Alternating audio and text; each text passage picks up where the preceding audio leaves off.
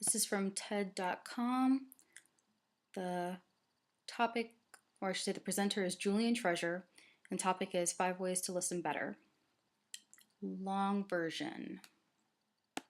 60% of our communication time, we are losing our listening. We are losing our listening. Us as a society, we are losing our listening. We are losing our ability to hear, under either physical or figuratively speaking. We are losing our ability to listen. Listening is a way for people to process sound, to extract meaning, be it a word, a sound. If we're able to listen and process these through the hairs in our ears, we're able to extract meaning. It's one of the 5 senses. Listening, or sound, I should say, is a very important sense, just like the other 4 senses. So we are losing our hearing. We spend roughly 60% of our communication time listening, but we're not very good at it. We retain just 25% of what we hear. Now, not you, not this talk, but that is generally true. So 60% of listening is what we do while communicating. 25% is actually what we retain from the 60% that we're listening. So if we're listening to 60%, if we are listening to while we're engaging in communication, we listen 60%. That means 40% is done with us talking. Now, if we have 60% of a conversation that we're listening to and only retain 25% where we actually comprehend and or remember, process, etc., then let's say only 35% we actually are balancing out. So if you have 60% and only retain 25, that means 35% of the 60% of listening we completely disregard, dismiss, don't even care to remember, and or aren't paying attention. 60% versus 25%, obviously 60% is the better amount, but if we're only retaining 25, that's not very good. So obviously, looking at this one, or this idea, 60% versus 25, and 40 we're talking. So we're doing more talking than listening, because if we're 40% talking, 35% disregarding information, 25 retaining, we're more focused on ourselves, not on what that person is actually saying. So we're not really listening. Let's define listening as making meaning from sound. It's a mental... So listening is making meaning from sound. So while we're listening, we take sound and we extract meaning. So if I hear an ambulance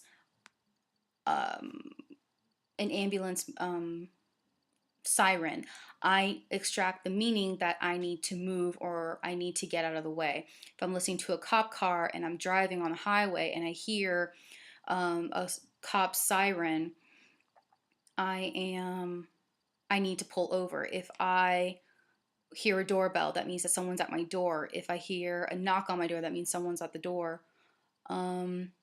If I hear my roommate's sleeping machine, that means that she's asleep. So basically, I'm extracting meaning from the actual sound. So if I'm not listening properly, then I'm not extracting meaning from sound. Process, and it's a process of extraction.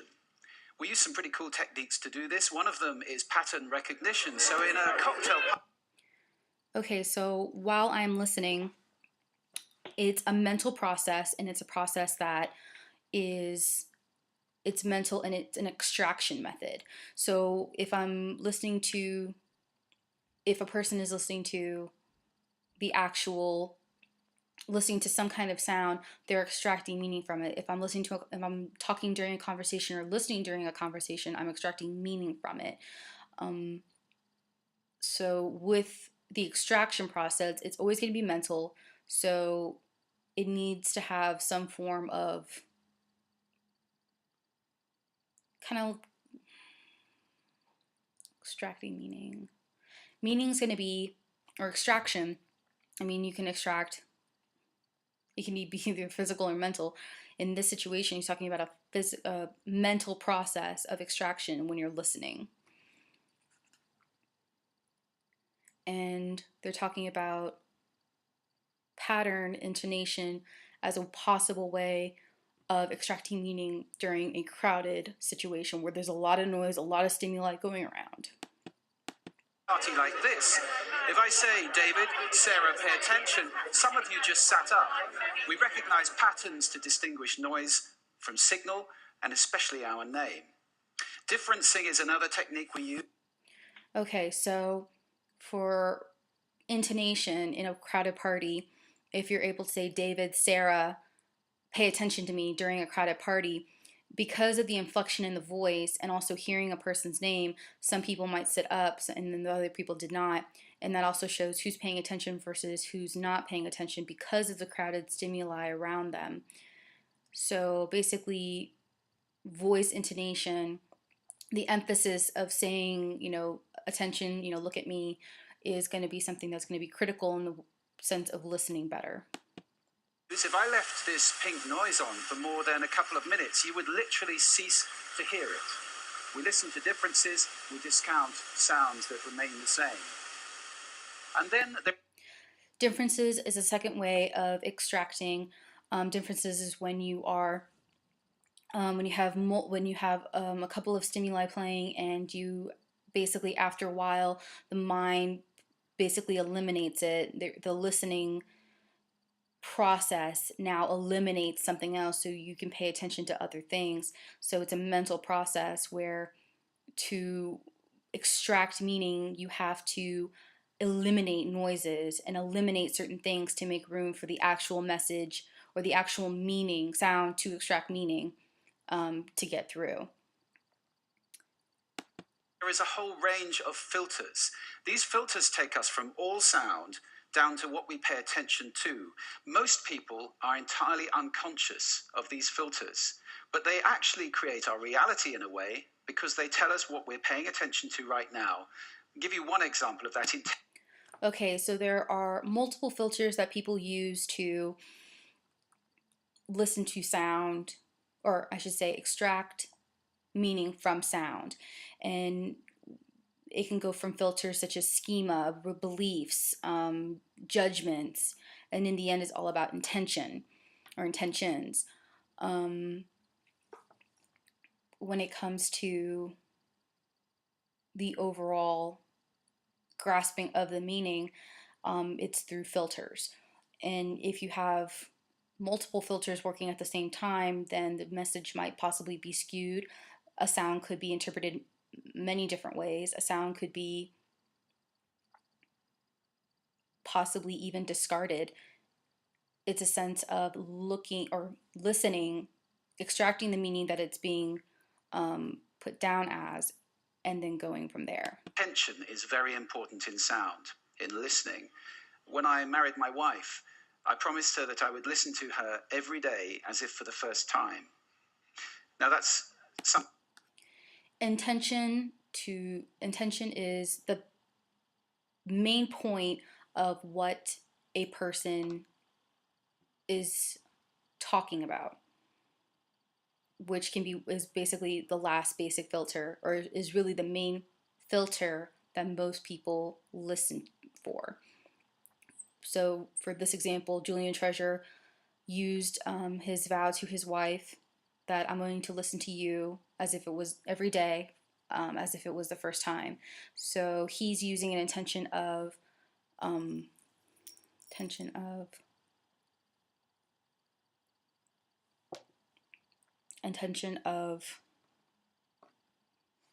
treating his wife and their interactions as if it was the first time, treating her voice as if it was the first time he has ever heard it, which would make him, at the result, it would actually make him listen wholeheartedly and listen actually more, make him listen more to extract more meaning from the sounds that are coming out of her voice or sounds out of her mouth.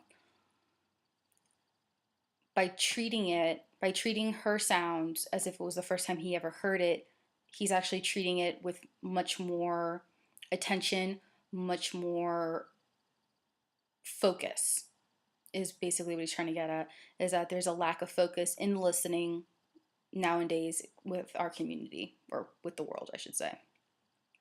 Something I fall short of on a daily basis. But it's a great intention to have in a relationship. So he's admitting that he actually does not do very good every single day abiding to that vow. He is admitting guilt, that he's not perfect, that it is actually a struggle to maintain that focus and attention towards listening. In a relationship, he's talking about the interactions between two people that every day they're with each other, the daily grind of life, the everyday same old, same old. So it's very easy to have her sound blend in with the rest of the world, and possibly it's a struggle because of the world the way that it is today.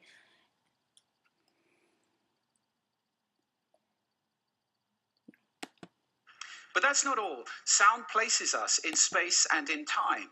If you close your eyes right now in this room, you're aware of the size